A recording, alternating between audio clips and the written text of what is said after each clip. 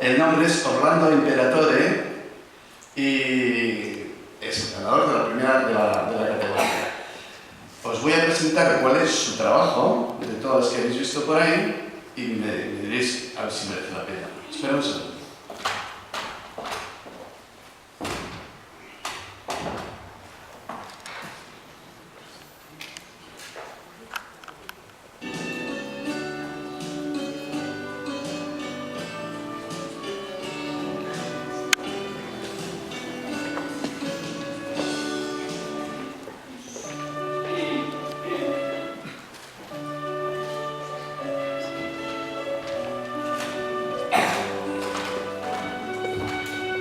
Esta es la portada que Orlando Imperatore hizo.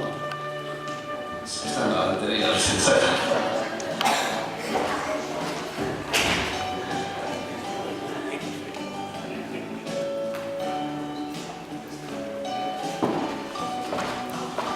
Yo creo que ya solamente nos falta que suba, Orlando. Le vamos a dar un poco.